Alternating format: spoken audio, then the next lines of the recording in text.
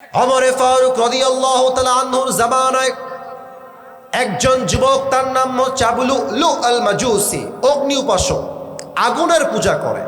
এসে বলছে, ইয়া ওমর, আমার যে মালিক আছে সে প্রত্যেক দিন আমার কাছে 6 দিরহাম চার্জ করে। নাটোরের নলডাঙ্গার ভাইরা বলেন তো সবাই, কয় দিরহাম? তো আপনি কথাবার্তা বলে একটু কমায় দেন, এত দিরহাম আমি চার্জ দিতে। নীলগঞ্জ সাহস তো কম না রে, বসো। না না বসো, কোনো 1 নাম্বার লাগবে, তুই যুবক মানুষ বাবা, 1 নাম্বার চাপায় বসে থাকতে হবে যুবক ভাইরা, ঠিক কিনা বলো যুবক ভাইরা? তো আপনি 6 দিরহামকে কমিয়ে 2 দিরহামে নিয়ে আসেন, আমি এটা পারবো দিতে। তো বলছে, আচ্ছা ঠিক আছে নিয়ে আসবো, বাট তুমি কি কাজ করো, তোমার ব্যবসা কি, তোমার জব কি? তো বলছে, ওমর আমি মূলত খঞ্জর বানাই। আমার ডান হাত দেখেন, দাঁড়ায় থাকা ভাইয়ারা ওই যে অনেক দাঁড়ায় আছেন, ডান হাত দেখেন, খঞ্জর কাকে বলে? এটাও হচ্ছে চাকু, এটাও হচ্ছে চাকু, মাঝে থাকে হ্যান্ডেল, মাঝে থাকে কি হ্যান্ডেল, এটাকে আরবিতে বলা হয় খঞ্জর। বলছে, তাই নাকি, তুমি খঞ্জর বানাও? তুমি তো অনেক ধনী রে ভাই, তোমার তো 6 দিরহাম নয়, অ্যাটলিস্ট 10 দিরহাম চার্জ হওয়ার কথা। এবার ওই যুবক খেপে গিয়ে বলছে, ওমর আচ্ছা সবাই যেহেতু মুসলমান তাই তুমি সবার বেলায় নরম, আর আমি যেহেতু কাফের তাই তুমি আমার বেলায় হয়েছে গরম, তাই না ওমর? এবার তোমার সঙ্গে আমার খেলা হবে, কেউ আমাকে আটকাইতে পারবে না। হুমকি দিয়ে বের হয়ে গেছে। সারা রাত মিলে এই হাদিসটা বলতে গেলে আমার চোখের পানি থামে না, বুকটা কষ্টে ফেটে যায়, কতটা নির্মম বাস্তবতা ঘটনা। বের হয়ে সারা রাত বিশাল লম্বা একটা সে খঞ্জর বানিয়েছে ওমরকে হত্যা করার জন্য, বিশাল লম্বা খঞ্জর। নলডাঙ্গার ভাইয়ারা, শীতকালে আমরা ঠান্ডা লাগলে কি মুড়ি দেই গো গায়ে? কম্বল, মাফলার বা চাদর। ভোর রাত তাহাজ্জুদের সময় যখন আজান দিয়েছে ফজরের, আল্লাহু আকবার, হাইয়া আলাস সালাহ, হাইয়া আলাল ফালাহ, আজান যখন দিয়েছে ওমর আসে নামাজ পড়তে। এই কাফেরটাও আসছে। কেমনে আসছে? আমার দিকে তাকান, মেয়েরা দেখবেন নেকাব পরে এমনে, তাই না? এই যে এই পাশ দিয়ে ঢাকা, আর এই পাশ থেকে এই পর্যন্ত ঢাকা, পুরো ফেসটাই কভার্ড বাই নেকাব আর বোরকা। এবার আমাকে না দেখলে আপনি হাদিসটা বুঝবেন। আমার এতটুকু দেখেন, চেহারা না, এতটুকু দেখেন আগে। আচ্ছা, যতটুকু দেখা যায়, 2 চাদরের 2 পাট, এই দিকে একটা এই দিকে একটা, আগে ঝুলিয়েছে এমনি। ও চাদর তো আমার কাছে আছেই, ভুলে গেছি। আচ্ছা, চাদর কি দেখা যায়? আচ্ছা, এই হচ্ছে চাদরের 1 পাট, এই হচ্ছে আর 1 পাট। আমি হাদিস থেকে বলছি, উপরে পাটটা দিয়েছে এমনে, ওই যে নতুন বউ ঘোমটা দেয় না, এই পর্যন্ত নামাইছে। আচ্ছা, দেওয়ার পরে ঢাকা, আর এখান থেকে নিয়ে ডান পাশটা দিয়েছে এমনে, এখানেও ঢাকা, এখানেও ঢাকা। এখন কি চেনা যায় এটা কোন মানুষ? বোঝে না, এটা চেনা যায়? যায় না। আসছে নামাজ পড়তে মুনাফিকের রূপে। ওমরে ফারুক আসছে, সফু সুফু ফাকু, কাতা সোজা করো, কাঁধে কাঁধ মিলিয়ে দাঁড়াও, আল্লাহু আকবার। এবার আমার 2 হাত দেখেন। ওমরে ফারুক সানা পড়েছেন, সূরা ফাতিহা পড়েছেন, কিরাত পড়েছেন, আল্লাহু আকবার, রুকুতে গেছেন।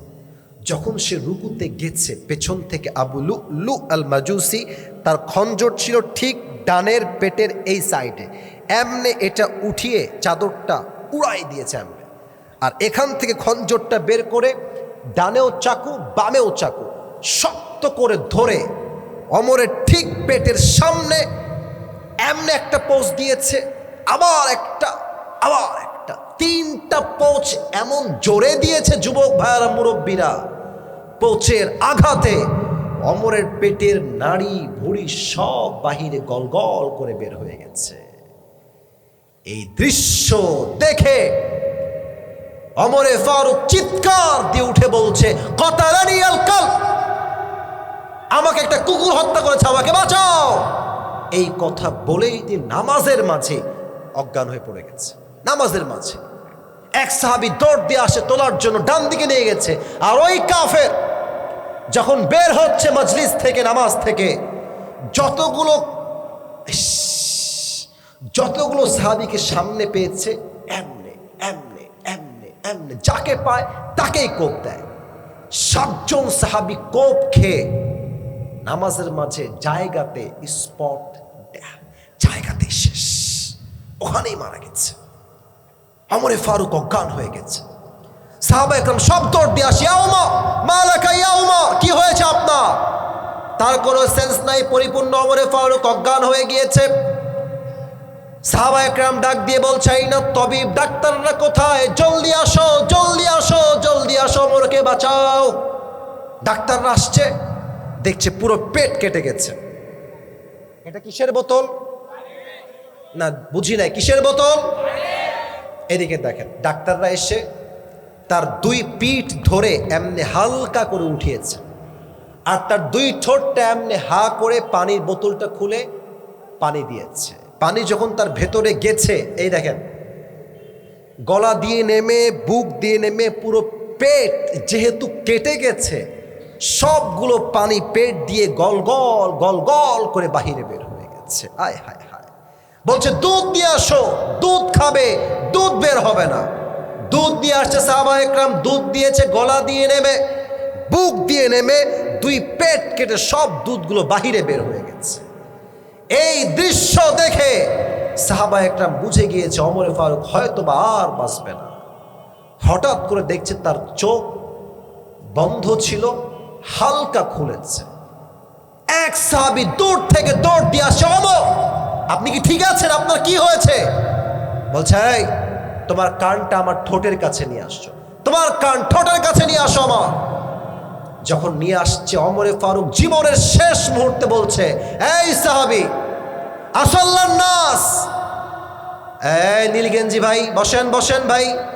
না, আপনারা যদি 12টার পরে ওয়াজ না হয় বলেন, তাহলে আমি ওয়াজ শেষ করে দিই। শোনেন, আমার নিয়ম হচ্ছে 1 ঘন্টা আমি ওয়াজ করবো। আমি 11টার সময় উঠেছি, কিন্তু ভাই সব জায়গায় তো নিয়ম দিয়ে নয়, ভালোবাসা দিয়েও তো হিসাব করতে হয়। যুবক ভাইরা ঠিক আছে কিনা বলো?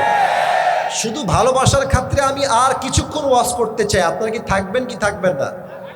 যারা 12টা 15 পর্যন্ত বসে আছেন স্টিল এখনো, তারা আমি আসিফের জন্য আসে নাই, একমাত্র তারা আল্লাহর জন্য আসছে। ঠিক কিনা বলেন যুবক ভাইরা? ওমরে ফারুক বলছে, এই সাহাবী আমাকে বলো, আসাল্লান নাস, আসাল্লান নাস, আমি ওমর যেই নামাজের ইমাম ছিলাম, আমার অজ্ঞান হওয়ার পরে সাহাবা একরামরা কি সেই নামাজটা জামাতে আদায় করেছে কিনা? সুবহানাল্লাহ পড়েন সবাই আপনারা।